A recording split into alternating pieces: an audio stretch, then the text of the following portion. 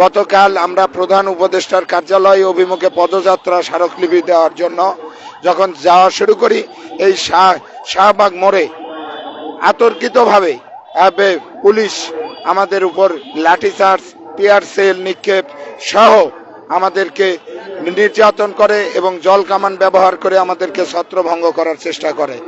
তো এইখানে আমরা স্বতন্ত্র ইবতেদায়ী মাদ্রাসার শিক্ষক, এখানে 40 বছর যাবৎ অবহেলিত।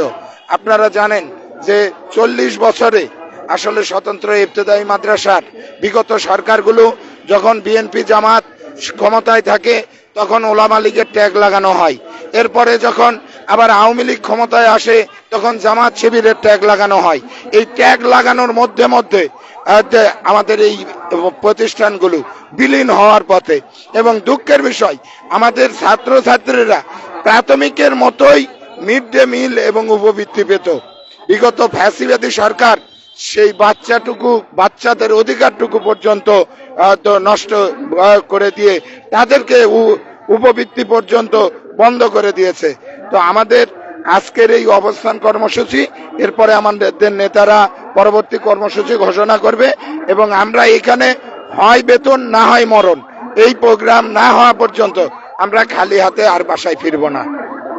বাংলাদেশ বলা হয় যে 90% মুসলিমের দেশ। আপনারা কোরআন শিক্ষা দিচ্ছেন, বিভিন্ন শিক্ষা দিচ্ছেন, মুসলিম রাষ্ট্র হয়েও এই বৈষম্যর শিকার কেন? এখানে সবচেয়ে বড় বৈষম্যের শিকার যেটা আপনারা বলবেন যে এখানে বাংলাদেশে যদিও বা মুসলমানের দেশ, কিন্তু বাংলাদেশ পরিচালিত হয় যাদের দ্বারা, তারা ধর্মের প্রতি, ইসলাম ধর্মের প্রতি, আপনারা দেখবেন যে 26,000 রেজিস্টার্ড প্রাইমারি জাতীয়করণ হয়েছে, কিন্তু একটা ইবতেদায়ী মাদ্রাসা একটা বেতনের আওতায় আসেনি।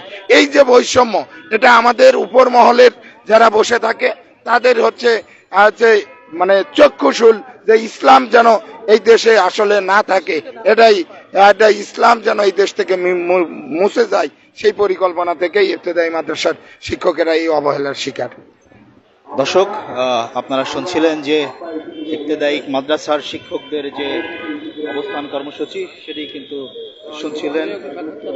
যে আমরা আরেকজনের কাছে আমরা শুনবো, দর্শক ইবতেদায়ী মাদ্রাসার শিক্ষকের কাছে জানবো। আসসালামু আলাইকুম।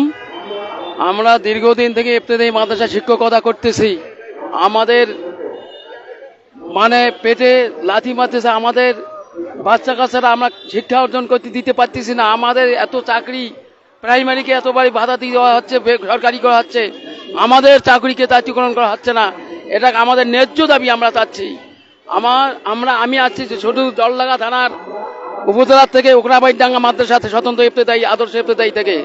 তাই আমি সরকারের কাছে অনুরোধ করি, এই ইবতেদায়ী মাদ্রাসাকে জাতীয়করণ করে এই এতগুলা অবহেলিত শিক্ষককে তার জীবনটা চলার জন্য আমি সরকারের প্রতি তার ন্যায় দৃষ্টি আকর্ষণ করতে চাচ্ছি।